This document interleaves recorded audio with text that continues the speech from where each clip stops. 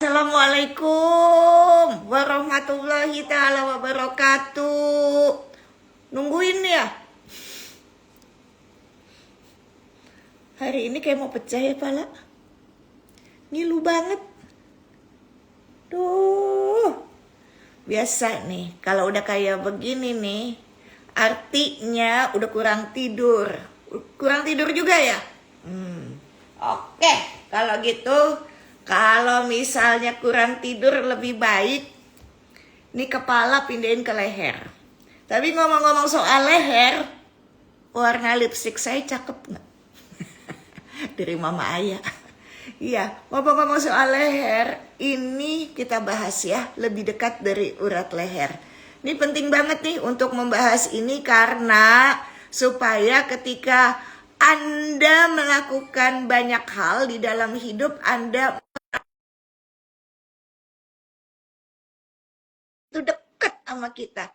Jadi kita juga kalau mau macem-macem malu, aduh, kaget loh. Kayak film Anthony Hopkins, tahu gak sih?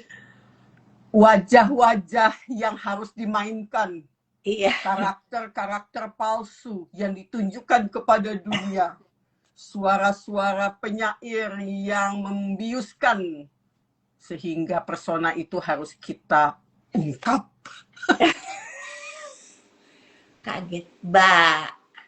Supaya otaknya waras. Coba kamu begitu depan cucu kamu, apa nggak teriakan tuh? Nggak usah cucu. Akim aja kalau misalnya Mama Ayah pakai begini, langsung wuh. Anjing aja takut lihat muka gini. Tapi betul. Itu nakutin tahu, emang. Anthony Hopkins ya dapat piala Oscar main kayak begitu. Tapi manusia juga bermain topeng. Iyalah. Kenapa main topeng persona? Persona itu kan sesuatu karakter yang dia mainkan. Makanya hati-hati sebelum kita masuk ke urat leher, kita sering terjebak di antara karakter aslinya atau karakter yang sedang dimainkan. Karena orang itu sering terjebak antara dua hal. Terlihat kalau kita menilai orang, dia baik ya, atau dia terlihat baik. Ini terlihat baik. Dia bermain karakter. Yang kita mau adalah menjadi baik. Bukan saya orang baik. Bukan terlihat oleh orang lain bahwa baik. Tapi saya mau menjadi baik. Baik itu kan relatif. Jadi topik hari ini betul kami sudah memilih lebih dekat dari urat leher. Ini sesuatu yang perlu kita simak bersama karena masuk ke hari 11, tenaga sepertiga sudah dipakai. Betul. Kemampuan fokus sudah mulai menurun. Betul. Fisiknya sudah mulai sedikit lemah. Betul. Sehingga di sini titik perjuangan untuk tetap fokus. Jadi hari ini kita melawan kelemahan yang ada di dalam diri. Saya akan memperkenalkan atau mungkin sudah ada yang menguji coba terkait dengan lebih dekat dari urat leher. Yuk kita bahas bersama-sama. Nah, silakan baca surat Kaf 50 ayat 16. Dia mengatakan sambil menunggu, dan sesungguhnya kami telah menciptakan manusia dan mengetahui apa yang dibisikkan oleh hatinya. Kami lebih dekat kepadanya daripada urat lehernya. Nanti mungkin bahasa Arabnya bisa dibacakan. Ada yang perlu di-highlight di ayat tersebut, dibisikkan oleh hatinya. Dan ada lebih dekat kepadanya daripada urat lehernya. Maknanya, menurut perspektif saya, keberadaannya Tuhan yang bersifat Allah itu bukan secara fisik dia berada di dalam tubuh manusia. Tetapi makna yang lebih dalam, bagaimana tingkat spiritual yang sudah dimiliki manusia sejak dia lahir, bisa dihidupkan kembali melalui media yang namanya hati atau perasaan. Jadi bukan hati itu adalah ati, karena kalau ati itu liver, ati ayam. Aduh sakit hati saya, bukan artinya livernya lagi sakit, bukan, perasaannya lagi sakit. Dan perasaannya itu adalah timbul dari deguban jantung.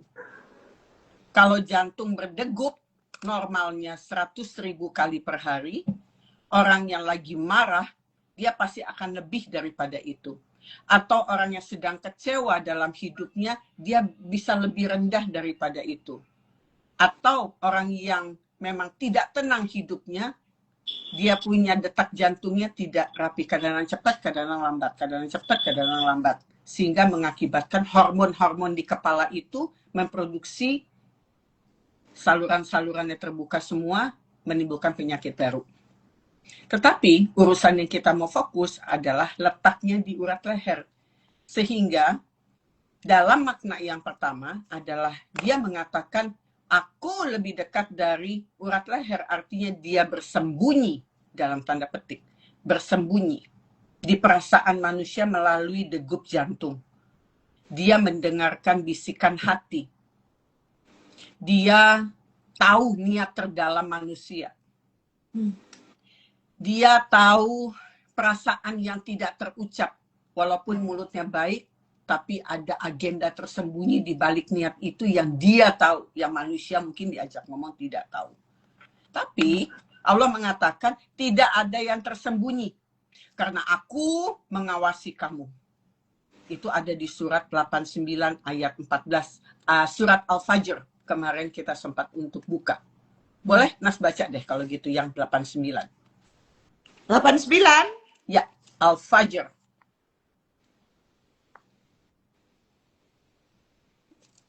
Oke. Ayat?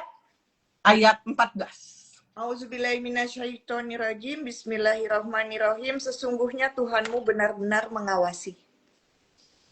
Kalau orang mengawasi sama orang memperhatikan, menurut Nas apa bedanya? Mengawasi lebih dekat, sama kayak mendengar dan menyimak. Memakai hal yang sama, tetapi intensitas berbeda. Kalau memperhatikan? Sama memperhatikan dengan mengawasi. Intensitasnya berbeda, tetapi kata kerjanya sama. Kata kerjanya sama, tapi bobot intensitasnya berbeda. Artinya kalau mengawasi nggak ada yang satu pun terlewat. Pastinya. Kalau memperhatikan bisa sambil lalu. Saya memperhatikan film ini tapi sambil masak. Boleh dong. Tapi ketika orang mengawasi seperti FBI, lagi kerja, begitu ya, itu dia mengawasi pakai teropongnya untuk memperhatikan gerak-gerik manusia. Sama. Karena dia letaknya di urat leher, dia pasti akan mengawasi kita. Jadi tidak ada sedikit pun yang luput, walaupun sebiji buah-buahan yang jatuh. Nah, jadi mau bilang tentang hal yang ini sangat menarik buat dibahas. Kebetulan Mama Aya naikin soal kalimat yang tadi. Bahwa Allah sangat mengetahui apapun yang terjadi karena sudah tercatat di perpustakaannya Allah. Nah, Lauh Manfush kan itu adalah sebuah perpustakaan Allah yang penuh dengan catatan, bahkan yang belum terjadi saja sudah tercatat. Nah, kita bisa mengubahnya ketika kita berusaha. Begitu ya. Misalnya, udah tahu nih mau ada celaka gitu ya, udah tahu, udah ada catatannya, emang udah mesti ada celaka.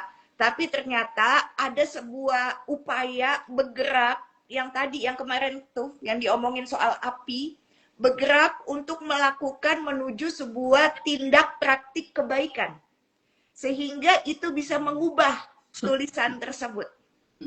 Nah itu seperti layaknya Allah sangat tahu jatuhnya sehelai atau daun sebiji jatuh aja Allah tahu. Begitu ya.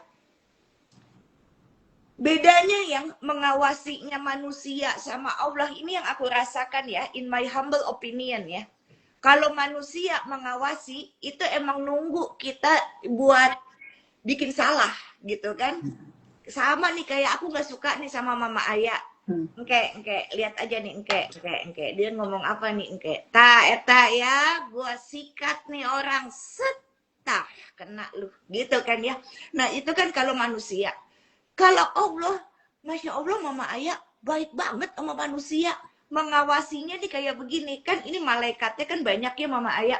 Jadi kayak, oh dia mau salah nih, supaya dia balik lagi ke barisan semut. Dia udah belok nih. Terus dilurusin lagi. Karena kau dalam pengawasanku, aku balikin lagi nih. Karena kau bertugas untuk misi jiwamu sebagai penerjemah ayat-ayatku. Si tukang sapu yang tadinya butuh duit, kan Mama Ayah kemarin ngomong tukang sapu ya. Ternyata dia butuh duit Mama Ayah.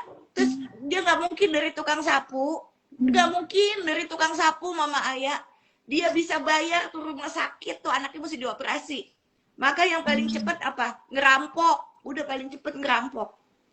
Tetapi karena dia dipakai sama Allah untuk menjalankan misi jiwa sebagai penerjemah ayat tentang kebersihan di Al-Quran, maka kalau di dalam pengawasan tiba-tiba loh Ada aja subuh itu orang ngasih uang nggak lebih nggak kurang dengan pas. yang dia mesti bayar ke rumah sakit pas.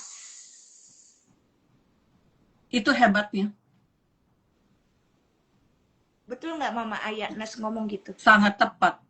Itulah esensi arti daripada mengawasi. Perbedaan mengawasi versi manusia dan versi Tuhan. Kalau versi manusia dia mengawasi, mencari titik kelemahan dan kesalahan. Iya ya. Tetapi kalau Allah, dia mencatat. Nanti ada waktunya untuk penghisapan. Kalau masih ingat di awal saya pernah mengatakan, cukuplah dirimu hari ini sebagai penghisapan dirimu. Surat 17 ayat 14 Al-Isra.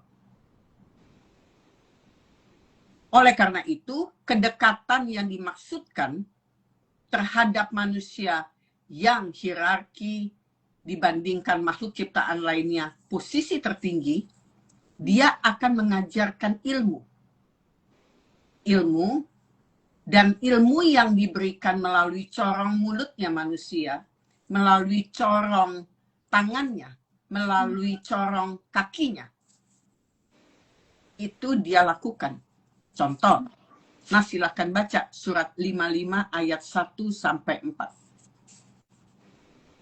55 Mama ya? Ya. Kalau tidak salah, Ar-Rahman. Kalau tidak salah. Keke.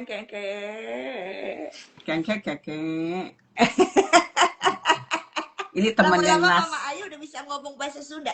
55 apa Mama Ayah? 55 ayat 1 sampai 4. Baik, auzubillahi minasyaitonirrajim. Bismillahirrahmanirrahim. Benar Ar-Rahman. Allah yang Maha Pengasih telah mengajarkan Al-Quran. Dia menciptakan manusia. Dia mengajarinya pandai menjelaskan. Ini kisah seperti Nabi Adam ya. Ketika semua meragukan, terus Allah bilang, saya lebih tahu loh. Kemudian Allah mengajarkan nama-nama benda ke Nabi Allah Adam. Kemudian Nabi Allah Adam menyebutkannya kembali. Ilmu. Ayat ini ada di kepalaku. Hadiah ulang tahun umur 46. Wow. Ketika mencari Tuhan terseok-seok. Terus ketika ulang tahun minta hadiah. Terus pas buka tutup Quran, terus mataku tertuju pada ayat ini. Nangis. Si ayah emang cepet nangis. Karena dalam proses pencarian Al-Quran, pengalamanku, misiku, dihujat banyak orang, dibenturkan dengan persoalan. Kasihan. Enggak apa-apa. Enggak cocok penampilannya bawa Quran. Nanti nangis nih. Kasihan. Gak apa-apa kan ada aku yang nemenin. Dengan tusuk kondeknya. Oh, hari ini nggak aku pakai. Jangan salah. Tunggu. Lihat tuh, Be. Dia ada di... Tuh, aku juga. Cepat kan? Cepat kan? Betul, Kan? cepet banget sih. Udah tahu apa yang akan terjadi. Jadi ketika ayat ini memberikan hadiah buatku dan air mataku keluar tanpa disadari. Oh, Allah yang mengajarkanku. Kalau gitu, I'm on the right track. Karena dengan hujatan itu, saya ya Nas kan tahulah bentuk kayak begini, isi tasnya Quran, masuk ke kampung, nggak dibayar, ngebahas Quran, tapi nggak cocok penampilannya. Tapi nggak apa-apa, itu misi jiwaku. Dan ini biasanya orang tuh kalau makin dihina kayak begitu, apinya makin bagus kali ya menuju ke lingkaran yang tengah itu, Mama Ayah ya. Kembali lagi ke lilin kemarin. Kalau kuat dihina. Iya. Atau hancur sama sekali. Atau hancur sama sekali. Betul. Kalau dia kuat, nangis sebentar, berapa minggu, goyang, PD-nya goyang gitu ya. Lanjut, enggak. Ini pekerjaan yang enggak minta bayaran soalnya yang saya lakukan. Kalau lu minta bayaran, dicabut isi otak lu. Yakin gua. Berani lu minta bayaran. Hilang tuh ilmu di kepala. Minta bayaran duit, fasilitas, bahkan pujian, telingaku minta pujian. Wah, hebat ya Soraya. Hilang. Hatiku langsung freeze. Hilang. Dan harus yakin, cukup aku, hasanahmu, katanya begitu. Itu ada di surat At-Taubah, surat 9 ayat 40. Cukup Allah, jangan yang lain. Karena yang lain itu manusia, pengalamannya dia yang dia ceritakan. Yang kamu bawa bukan pengalaman kamu, tetapi bagaimana memperkenalkan aku. Kalau kamu tahu, kamu membersihkan jiwamu, menurut yang kemarin itu, surat 4 ayat 36, surat 3 ayat 133, 134, itu udah beres semuanya. Iya. Si jiwa Soraya ini berjalan di tracknya. Kalau itu belum beres, mungkin saya goyang untuk bawa ini. Oleh karena itu, ketika menjalankan corong mulutnya dipakai, ini misiku ya, bisa misinya Nas berbeda. Kalau Nas tangan kakinya Nas tuh kuat. Dia porsinya di situ. Jadi memang masing-masing orang beda-beda. Ada yang corong tangannya kuat banget, Nas. Kayak dokter-dokter yang di pedalaman, yang dia nggak dibayar, dia melakukan tugas kemanusiaan. Tapi ada yang tangannya dipakai Allah juga untuk ngerusak. Memang sudah diridoi. Betul. Dihancurkan itu negara Iran. Iya. Jadi ini ada dua sisi kontradiksi yang membuat kita harus berpikir nggak selamanya corong dipakai untuk kebaikan, tapi juga untuk kejelekan dia pakai. Hati-hati. Makanya ini harus waspada nih sama ini nih. Halo Nas. Betul. Halo Nas. Kim, emak lu Kim. Sinting, emak lu. Kim, emak lu Kim. Bahaya ini. Bahaya. Itu kayaknya, itu kalau kamu lagi ngelaser muka pakai itu ya. Ini sekalian. Kalau lagi hairspray supaya make up-nya nggak rusak pakai begini. Kalau di dunia aku kalau ngelas baja Mama Ayah pakai ngelas baja supaya nggak kena cipratan mukanya. Jadi Allah itu buat perhitungan di dalam pengawasannya. Tertulis dengan jelas di surat 2 Al-Baqarah ayat 284. Dicatat saja. Ya. Di balik pengawasan, ketika saya sudah mau menyerah, ini pengalaman pribadi. Ketika mau menyerah nih di umur 46, ampun, habis rasanya, perasaannya ditekan seperti itu. Terus dia kasih pertolongan. Dikasih lagi ayat yang lebih kuat berdasarkan apa yang aku pegang. Makanya Quran ini dari awal nih, dari umur 35 dipakai. Tunggu. Lu dapet dari siapa? Lah, Quran kan dari Mama Nani. Tunggu. Apaan? Tunggu. Ya. Tunggu. Ya, taruh sini lagi gundal gandul nih ya.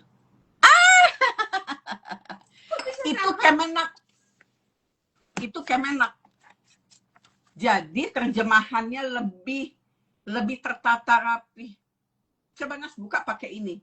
Karena bahasa terjemahan Al-Quran yang Nas pegang sebelumnya, itu dia punya diksi-diksinya masih diksi yang lama.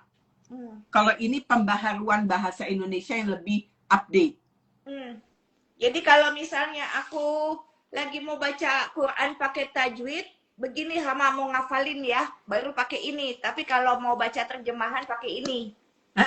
Betul. Oh iya, sebelum lupa, pernah dikasih ke Syar, Mama Mika punya Quran cover merah yang ada tanda-tanda surat-suratnya, pernah dititipkan ke Syar. Apakah nyampe ke Sentul? Tunggu. Dia kabur lagi. Tunggu. Selamat hari Minggu, Adrian. Waalaikumsalam, Irfan JR 218. Ya.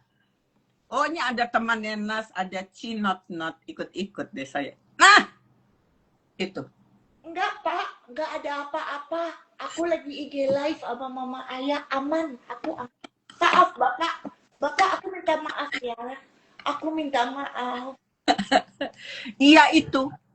Jadi, Mama Mika itu juga mencari Tuhan dengan versinya. Jadi sebetulnya kamu tuh kayak Mama. Iya. Kamu tuh Mama banget sebetulnya. Siapa bilang kamu Papa banget? Kamu tuh ada mamahnya. Ada hal-hal tertentu mamahnya. Dan itu Mama udah, dia surat apa, mengenai apa, curhatannya dia ada tuh di buku itu. Makanya itu kasih buat Nas. Nanti juga ada hadiah buat Nas hari Lebaran dari Ayah. Makasih ya, Love. Lanjut dong, jangan lari-lari. Nanti gue dipelototin sama laki gue lagi. Ya. Jadi tidak ada rahasia yang tersembunyi karena dia mengawasi semua tindakan kita.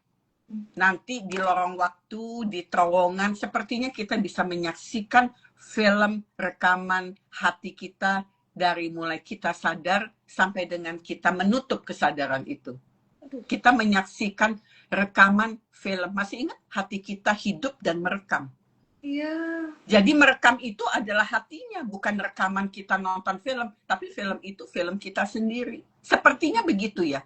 Kan kita belum pernah ada yang punya pengalaman mati. Balik lagi. Jadi sepertinya cara kerjanya tuh seperti itu. Sepertinya. Nggak ada yang pasti. Tapi mendekati. Oleh karena itu, sangat dekat dengan pengetahuan dan kuasanya atas manusia.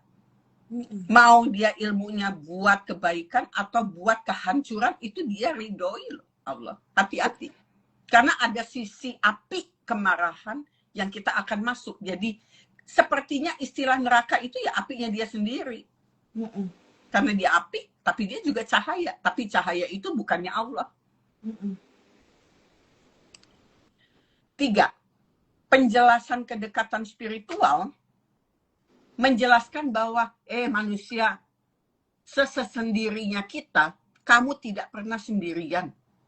Jangan pernah kesepian merasa sendiri. Ada aku yang lebih dekat dari urat lehermu. Jadi kalau lebih dekat dari urat leher, dia kan memberikan rasa seperti tadi yang denyut jantung.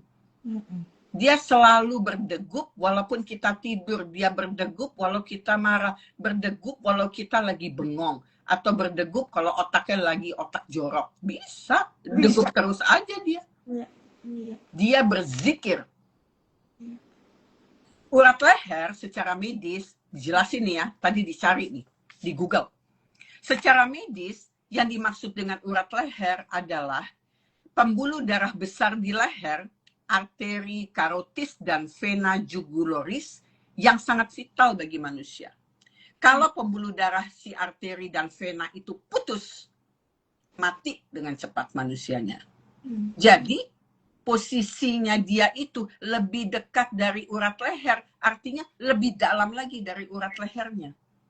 Lebih dekat dari arteri sama vena. Jadi dia posisinya kalau lebih dalam daripada si vena dan arteri apa? Dia memberikan pusat kesadaran hubungan antara arteri, vena dengan pusat otak. Ada hubungan yang tidak terlihat kali ya. Gitu kali ya. Jadi itu sebabnya, kan ini kan tadi kan mau nyambung sama surat Ar-Rahman ya. Jadi salah satu bentuk rasa sayangnya Allah sama manusia adalah ketika kita dikasih ilmu sebagai bentuk kesadaran. Jadi apa-apa tuh melakukannya tuh dengan kesadaran. Kalau meminjam kalimatnya Mama Aya, nggak mabuk. Nggak mabuk, hidupnya tuh nggak mabuk, bukan mabuk kamar atau zat aditif lainnya, nggak mabuk, nggak dwingling, sadar, eling. Kalau orang aliran kepercayaan bilang hidup tuh mesti eling, gitu.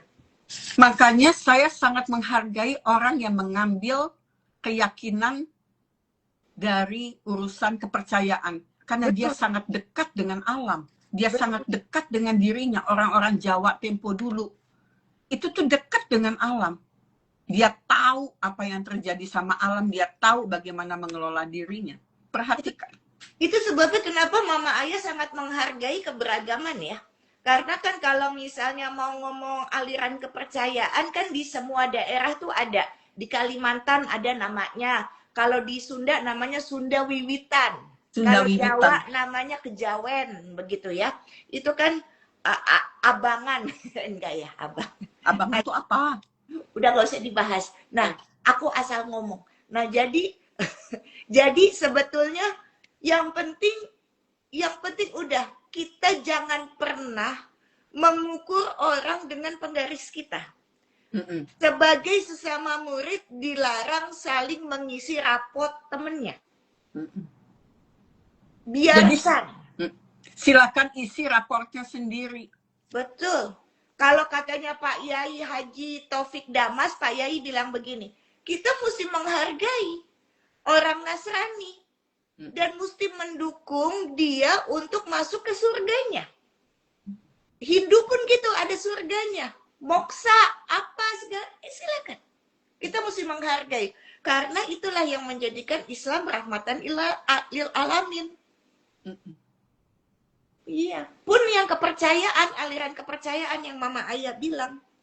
Karena kalau dia ada di sini dekat dengan pusat, kemudian membawa kesadaran, dan akhirnya dengan kesadaran, ketika manusia diciptakan, maka Allah akan mudah untuk mengajarkan dia pandai menjelaskan sesuatu. Surat 55 ayat 1-4 tadi. Iya, jadi ketika kita mudah atau merasa pintar atau pandai untuk menjelaskan sesuatu, jangan gede kepala lu. Karena sebetulnya Allah lagi bermain di situ, bukan karena lu. Betul ya? Bagus nggak aku ngejelasinnya? Aku bagus nggak ngejelasinnya?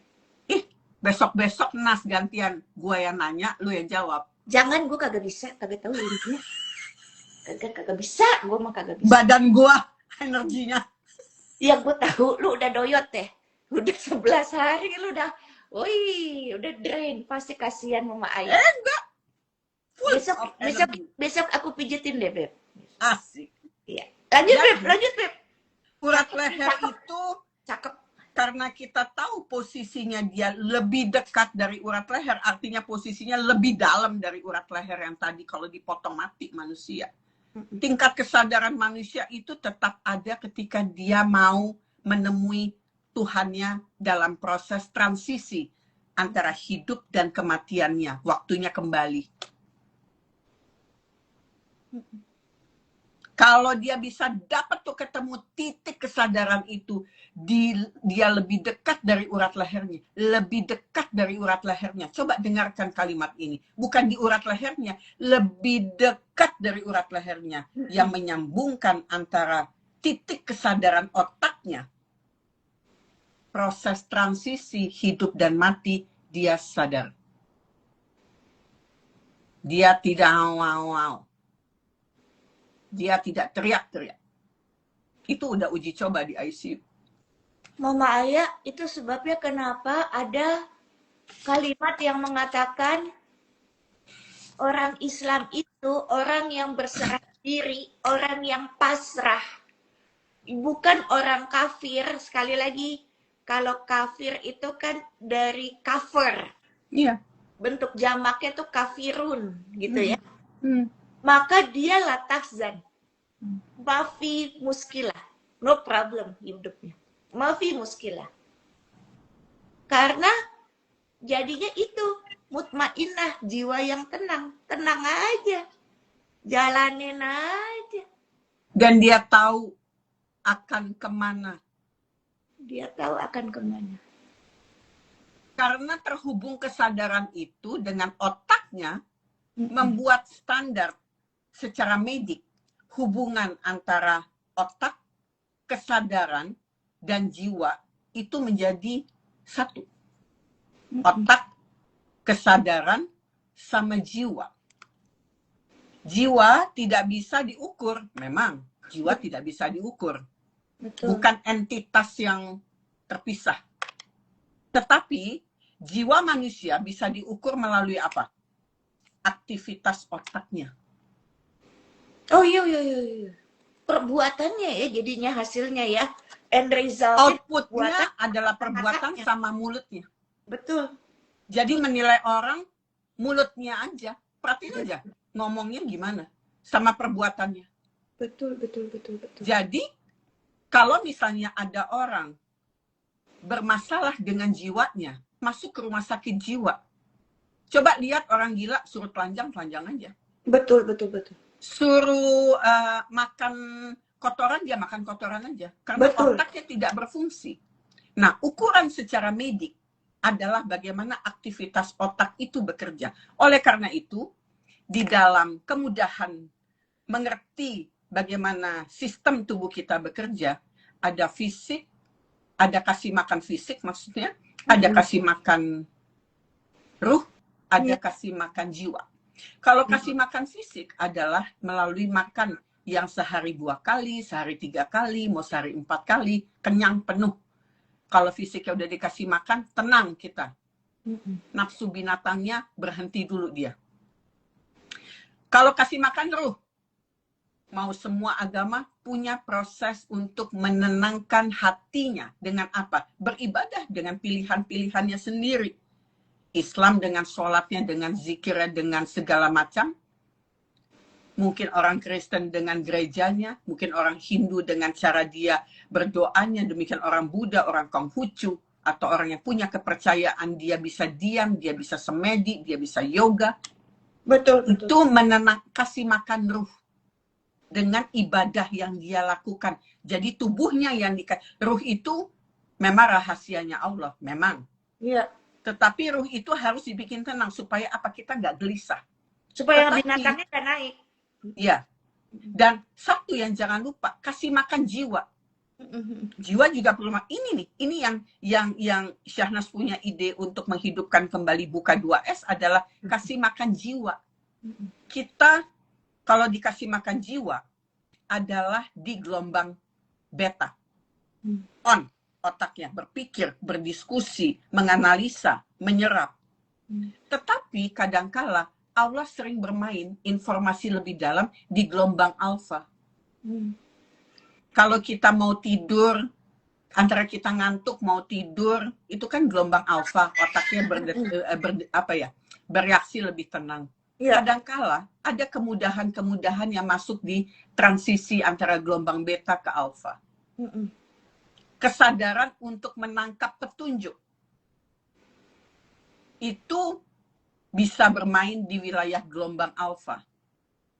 Mungkin ada orang yang lebih pandai menjelaskan. Saya hanya sampai di situ menjelaskannya. Iya. Jadi, manusia bisa mati seketika atau kesadarannya diambil bisa melalui obat bius. Ya, Nas kan berapa kali dibius untuk urusan kansernya. Iya. Atau dicekek sama orang, mendadak pingsan, kesadarannya langsung hilang. Bisa juga cedera otak, mendadak kena batang otak, Betul. saja. Ada teman saya lagi minum kopi, terus jatuh di tempat duduk, tahu-tahu selamanya, setelah 7 atau 8 tahun. Jadi, manusia itu seperti ada perjalanan mendekati kematian antara hidup dan mati. Near death experience. Iya. Sains menjelaskan sebagian mekanisme biologis itu dengan mudah. Tetapi ada sebagian juga masih masuk ke dalam ruang yang masih belum bisa dijelaskan. Nah, disitulah manusia bermain masing-masing. Setengah perjalanan bisa dijelaskan secara medik, tapi setengah perjalanan manusia itu yang mengisi raportnya. Nas tahu bahwa denyut jantung yang lebih dekat dari urat leher. Kalau dokter kan periksa gini, kalau orang mati Ini, apa hidup kan diperiksa yang di gede. sini. Iya. Kalau di sini dia tidak ketemu, dia pasti akan di sini Iya. atau di sini. Iya. Kalau nggak ketemu juga di sini sama di sini, dia akan periksa di kaki, di kakinya, di pergelangan kaki dalam. Iya. Bahwa Allah itu berbicara loh ruhnya. Iya. Masih ingat Ayah pernah informasikan sama Nas bahwa suara jantungku itu direkam secara tidak sengaja. Waktu jantungku umur 40 itu seperti ditonjok. Seperti ditonjok, kemudian sakit, wah kena jantung nih kayak papa. Periksa di harapan kita. Ketika periksa di harapan kita, kemudian dokter mencoba untuk memberikan, coba di echo deh. Ketika di echo, suster yang mengechoku itu memeriksa Hari Rusli. Hari Rusli adalah seorang musisi terkenal dari Jawa Barat. Iya, adiknya Dokter Tami Rusli. Ya. Saudara nama Dokter Tami. Ya, adiknya Dokter Tami Rusli itu adalah Hari Rusli. Kita tahu semua lah. Nah, ketika Hari Rusli, Kang Hari datang ke harapan kita. Oh, di tahun masih ada. Oh. Kejadian itu, tapi Kang Harinya meninggal. Meninggalnya juga kurang lebih 4 bulan setelah itu. Si Soraya datang harapan kita diperiksa oleh susternya yang menceritakan. Jadi pas lagi periksa echo gitu loh. Terus kan kedengaran tuh monitornya. Terus dia cerita, saya meriksa Kang Hari loh pas di sini. Oh ya, begitu. Kenapa? Diperiksa kenapa? Bunyi jantung itu berbeda-beda loh, Ibu. Dia bilang gitu. Oh, oke. Terus Kang Hari bilang begini, kalau saya dikasih kesempatan hidup, saya mau membuat musik dari bunyi jantung saya sendiri. Oh begitu. Coba dong, saya juga pengen tahu. Ngikut, sayanya ngikut. Akhirnya dia buka monitor. Sudah ada handphone pada saat itu, direkamlah oleh Eki. Dan apa hasilnya? Keluarlah 4 suara yang berbeda. 2 suara dari bilik kanan dan bilik kiri, yang 2 dari serambi kanan, serambi kiri. Dan itu ada rekamannya sampai saat ini. Apa bunyinya? Ternyata dia berzikir dengan suara yang berbeda. Terus penasaran dong. Uji coba Coba suara jantungnya Eki waktu kemarin dia ICU. Berapa puluh tahun kemudian. Ngetes sama teman-teman. Nggak ada yang mau berani ngetes echo. Nas, coba bisa untuk ngetes melalui mesin echo. Pas Eki dicoba di Rumah Sakit Pondok Indah yang pusat, ternyata bunyi jantungnya Eki beda dengan bunyi jantung Soraya, serambi sama biliknya. Oh, jadi kalau saya atau Eki pamit duluan untuk lebih dulu berangkat, itulah yang diambil. Terus saya bilang sama Eki, simpen ya suara jantung saya, itu ruh saya yang berbicara. Sehingga kamu tahu itu kode identitas Soraya. yang pernah menjadi istri kamu. Itu disimpan sama Eki, ada di laptopnya. Demikian juga Eki punya suara jantung. Nah, Jadi, aku coba nanti pas MCU ide nih. Jadi ide nih ya buat teman-teman semuanya nih sayang. Kalau Anda MCU, jangan lupa rekam suara jantungnya. minta sama susternya lewat echo.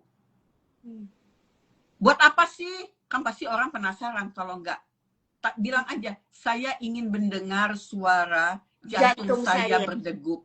Dan direkam. Suara apa yang mau? Ada suara bilik, ada suara serambi. Dan itu adalah ruh kita, suaranya. Kita kenalan sama dia yang sudah hidup lama di tubuh ini. Kalau dia 61 tahun berdegup dengan bunyi seperti itu, apa yang terjadi? Kalau misalnya dia yang dicabut pulang, karena urusan ruh adalah urusanku. Katanya begitu, si Allah ngomong. Jadi, kesadaran untuk menangkap petunjuk dari bunyi itu. Dan saya tidak perlu menjelaskan bunyinya seperti apa, nanti saya jadi sombong. Iya dong, jangan dong. Nggak penting, karena itu urusan saya sama Tuhan saya. Iya.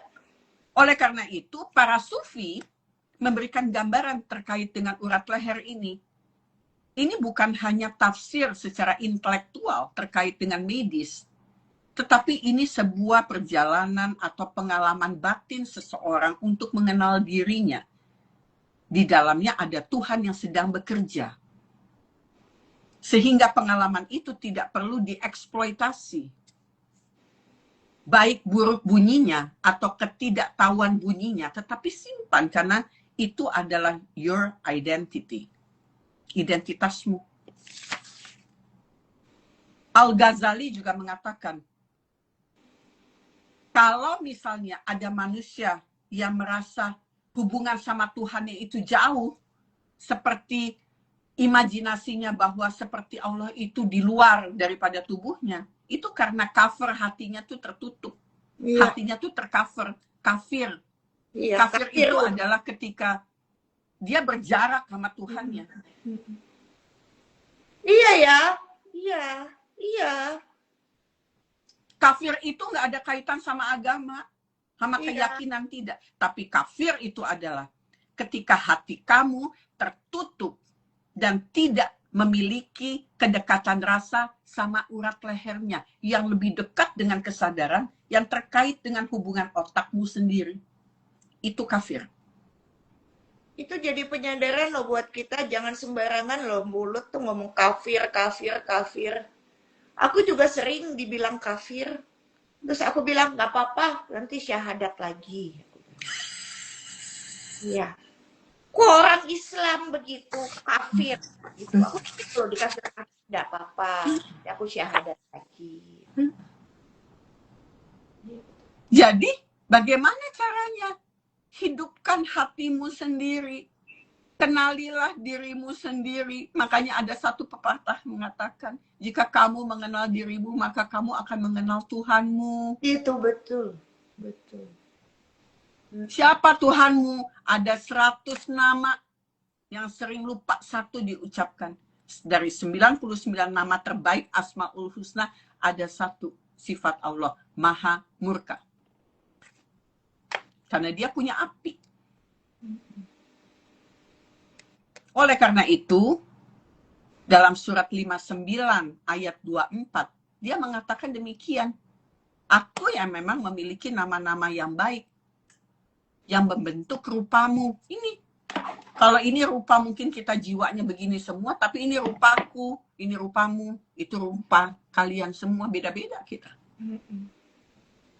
Jadi memiliki nama-nama yang baik dari 99 Asmaul Husna, ada satu, hanya satu yang bisa diikuti oleh manusia. Yang Maha Penyayang atau Pengasih. Makanya kalau misalnya baca Al-Quran, A'udzubillahi minasyaitonirrajim, Bismillahirrahmanirrahim. Kita mau makan, Bismillahirrahmanirrahim. Yang Maha Pengasih lagi Maha Penyayang. Bisa jadi makanan yang kita masukkan ke dalam mulut disembelih dengan kesakitan binatangnya. Aduh. Oleh karena itu kita netralisir di mulut dengan Dengan mengatakan Bismillahirrahmanirrahim. Jadi apapun yang masuk ke dalam mulutmu, kan kita tidak bisa kontrol keluar. Bagaimana proses penyembelihan, bagaimana proses makanan itu dibuat, apakah ada racun yang dimasukin, itu seperti obat penawar. Bismillahirrahmanirrahim. Jadi bukan hanya Bismillah. Bukan begitu, terus habis itu kedengeran sama orang yang makan di sebelah. Bismillahirrahmanirrahim. Nggak usah kedengeran urusan yang kayak gitu sama orang luar. Cukup dalam hati, nggak perlu legitimasi dari orang. Setiap makan, Bismillah. Bismillah.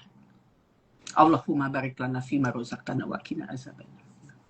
Kalau aku tuh doa ini kalau ngelihat ada cowok. Ngecas.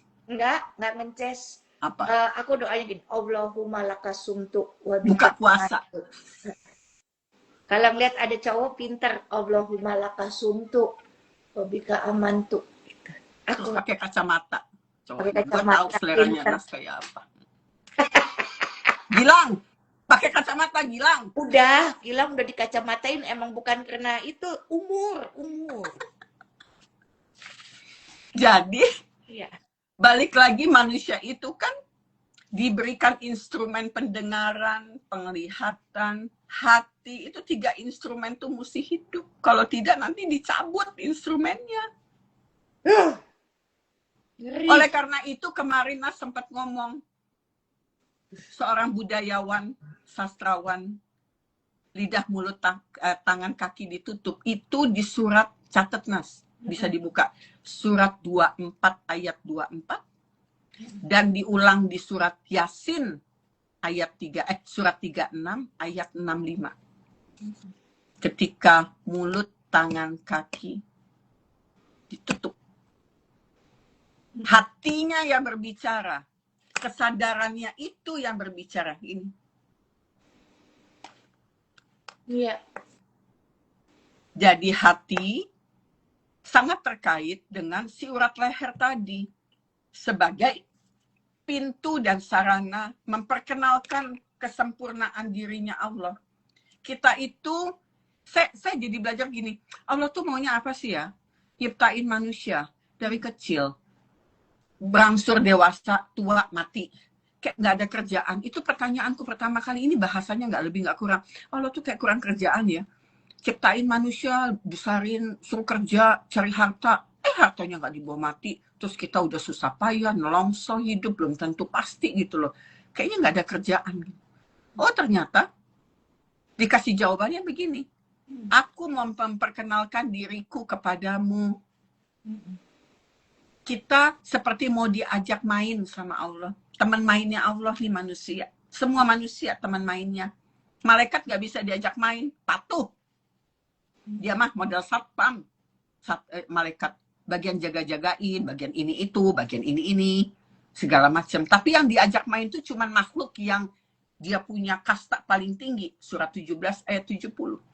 Makhluk yang paling mulia di atas semua makhluk cipta. Maka itu berulang-ulang kali. Kita itulah loh manusia tuh sebenarnya ya sempurna. Iya. Oleh karena itu, saking sempurnanya, suka muncul Tuhan-Tuhan kecil di dalam dunia. Fir'aun nih. Iya. Kalau misalnya dia memang corong yang dipakai menjadi Tuhan-Tuhan kecil, saya menganggap bahwa dia sedang melaksanakan tugasnya. Sebagai orang jahat, emang diciptain sebagai orang jahat gitu. Untuk menjaga keseimbangan. Aku pernah Mama Ayah wawancara seorang kriminolog. Terus aku nanya, masyarakat yang sehat tuh yang seperti apa? Bukan yang nggak ada kejahatannya. Mesti ada kejahatannya baru dibilang sehat. Tapi bisa ditangani. Katanya begitu. Kata beliau. Betul. Sangat masuk akal. Jadi emang perlu nih corong-corong jahat Allah ciptain. Supaya seimbang. Ya. Untuk tahu baik, harus ada yang jahat. Benar. Untuk tahu kamu benar, kamu melakukan kesalahan berkali-kali. supaya tahu kalau kamu tuh benar, ngerti, oh ini benernya. Jadi ketika sistem ini bekerja, analogiku mengatakan, kalau gitu nggak ada benar, nggak ada salah dong di hadapan Tuhan. Yang penting ketika kesalahan, kamu mengambil pelajaran. Karena benar salah itu ukuran manusia dengan manusia. Kebenaran yang sejati hanya ada di ukuran-ukurannya Tuhan langsung. Dia menetapkan neraca keadilan. Mama Ayah, maaf Nas potong lagi ya. Di surat Yasin yang 65 ini, Auzubillahiminasyaitonirrajim, Bismillahirrahmanirrahim. Pada hari ini kami membungkam mulut mereka. Tangan mereka lah yang berkata kepada kami, dan kaki mereka lah yang akan bersaksi terhadap apa yang dahulu mereka kerjakan. Aku jadi kepikiran begini, kalau begitu, kita itu jangan, kan kalau bulan puasa selalu dianggapnya bahwa jin lagi dikerangkeng, lagi diikat, maka supaya manusia bisa berbuat baik. Aku tuh selalu ngerasa ya, bahwa kalau terakhir Mama Ayah ngomong begitu, secara logika quadruple loop learning process thinking gitu ya, adalah berpikirnya begini, gue tuh mesti makasih lo ya sama setan. Kalau nggak ada setan, mungkin gue nggak bisa nih ada acuan bikin kebaikan. Maksudnya makasih, ngerti ya, makasih. Untuk keyakinan tertentu, dia mesti makasih loh sama Yudas Iskariot. Kalau nggak ada, ini kan nggak ada urusan perjanjian baru ya, kalau nggak salah. Kita tuh mesti makasih sama sesuatu yang jahat. Kalau gitu besok gue mesti makasih nih sama orang yang udah ngejahatin gue. Makasih ya, lu udah jahat sama gue. Kesadarannya muncul. Walaupun hatinya Sakit loh itu. tetapi kesadaran kita muncul. Jadi manusia itu memiliki peran masing-masing. Ada bad guy, ada good guy. Seperti main film, antagonis sama protagonis. Kalau dia bisa berperan menjadi orang jahat yang sesempurna mungkin itu kebaikan, memang perannya harus DNA jahat. Karena secara medik, ahli DNA temanku mengatakan, orang baik itu memang DNA-nya baik. Oke. Orang jahat memang DNA-nya jahat. Mau dimandiin pakai air suci sekalipun, walau dia masuk rumah ibadah, udahlah jahat. Udah jahat. Setelah tahu ilmu itu tuh, katanya Dokter Lydia, masih ada Dokter Lydia. Saya mengatakan, oke, kita main perang. Kamu jahat silakan, saya baik dengan porsi saya. Kita hidupnya tenang. Dan hebatnya Nas, antara kita sama Allah yang Maha Pengasih yang lebih dekat dari urat leher kesadaran melalui otak, kita tuh dikasih batasan, hijab. Oleh karena itu, hijab itu yang mesti kita terobos. Masih ingat 10 malam pertama? Ketika kita masuk ke mahabbah, hijab itu pecah. Menjadi Masya Allah. Karena Allah memberikan informasi di surat 8 ayat 24 yang barusan ayah bicarakan. Allah membuat batasan antara manusia dengan hatinya. Hati itu kan tempat porsinya Allah. Dia bersemayam bersama kita dari mulai degup jantung ada di dalam perut ibu kita masing-masing. Iya. Dan dia memberikan wahyu baik kepada para nabi dan walinya, bukan hanya kepada nabi dan walinya, dia memberikan ilham kepada lebah. Iya. Ada di surat 16 ayat 68 sampai 69. Dia memberikan ilham kepada ibunya Musa di surat 28 ayat 7. Jadi ilham lagi Mama Ayah. Jadi ilham itu adalah informasi keterhubungan kita kepada hati yang posisi rasanya itu ada lebih dekat dari urat leher, terhubung langsung dengan otak kita. Tapi hijab itu yang harus kita pecahkan. Silakan Nasut. Mama Ayah, I love you so much. Kita masuk ya 10 hari kedua ya. Ayo, kita pecahkan hijab kita masing-masing supaya energi yang udah tidak penuh lagi bisa dipakai benar-benar untuk bertemu dengan yang kita rindukan. Istilahnya kita bisa bertemu sebelum kita meninggal nih. Waktunya habis. Iya, betul. Makanya ada orang yang bilang belajar kayak begini bisa gila kalau nggak kuat. Begitu kan ya? Gitu loh. Nah, tapi ini nggak usah pakai gila lah. Pokoknya bersihkan hati, luruskan niat, dan pasang tusuk kondeknya. Kalau udah mau gila nih, cabut. Iya. Jadi pakai aja sesuatu yang menyenangkan kalau udah mulai. Ini tahu nggak kalau Nas lagi dekat sama Ayah, ini wangi banget nih bawa perfume. Supaya hidungku bisa mencium semacam aromaterapi, terus pakai dandan yang bagus. Padahal hari Minggu di rumah aja nggak ngapa-ngapain, mau ketemu sama adiknya lewat layar. Sama, gue juga habis pakai parfum. Enak. Sampai gue kelayangan sendiri. Tapi senang ketika bisa melawan itu dan kita tetap memberikan porsinya dengan energi yang kuat, kita berhasil melawan rasa yang tidak nyaman itu. Sampai ketemu besok ya. I love you all. Assalamualaikum. I love you. Warahmatullahi taala wabarakatuh. Waalaikumsalam.